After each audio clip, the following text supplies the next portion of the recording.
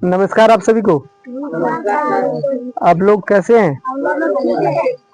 Okay, आप लोग अच्छे हैं। तो आज हम लोग इस वीडियो में सीखेंगे बाल मजदूरी।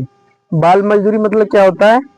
जो बच्चे होते हैं वो मजदूरी क्यों करता है, इस पर सरकार ने बहुत रोक लगाया है कि बाल मजदूरी नहीं होना चाहिए, बच्चों को काम नहीं करना चाहिए, बच्चों को पैसा नहीं कमाना चाहिए। सो कह रहा है सरकार।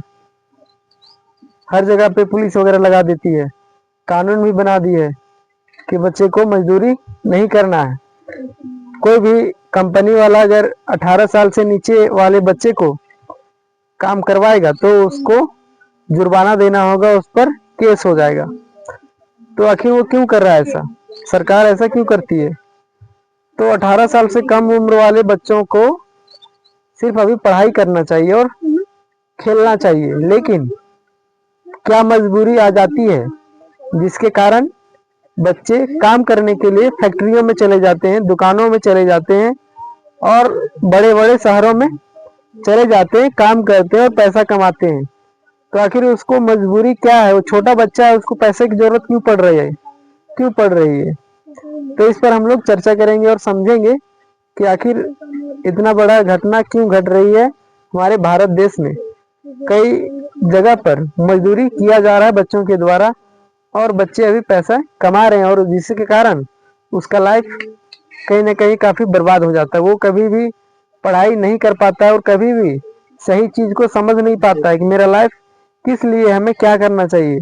ये सारी चीज कुछ नहीं कर पाता और पैसे के लालच में वो नशा भी करने लग जाता है, क्योंकि उसके पास पैसा आने लगता है तो वो पैसे से नशा करता है और नशा करने से उसका लाइफ कहीं ना कहीं बर्बाद ही हो जाता है, उसका लाइफ खत्म हो जाता है। तो आखिर कारण क्या है बाल मजदूरी करने का? उसके क्या माँ बाप नहीं है क्या जो बाल मजदूरी बच्चे को करने के लिए भेज देते हैं? तो इसको हम लोग समझते हैं, ठीक है।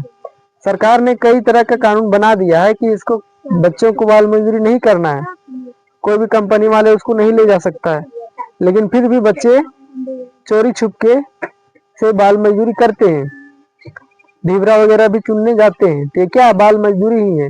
किसी के घर में जाके काम करते हैं, ये भी क्या बाल मजदूरी है? रोड पर भीख मांगते हैं, स्टेशन पर भीख मांगते हैं, ये भी क्या है? बाल मजदूरी ही है। तो ये सब आखिर होता क्यों है? तो इसका मूल कारण यही है कि उसके गार्जियन के पास बहुत सारे बच्चे हो जाते हैं, जिसके कारण वो अपने बच्चों को कपड़ा नहीं दे पाता, अपने बच्चों को पढ़ा नहीं पाता है, अपने बच्चों को अच्छे से खाना नहीं खिला पाता है। बच्चे बीमार पड़ जाते हैं तो उसका इलाज भी नहीं करा पाता है।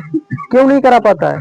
क्योंकि उसके पास बच्चों की संख्या अधिक है, जिसके कारण वो काफी परेशान रहता है, जिसके लिए यानी जिसके कारण वो मजबूर होकर के बच्चों को भेज देता है कि जाओ काम करो, काम नहीं करेगा तो क्या खाएगा। तो इसमें बच्चे की गलती नहीं है, उसका गार्जियन की गलती है। तो गार्जियन को जागरूक रहना चाहिए।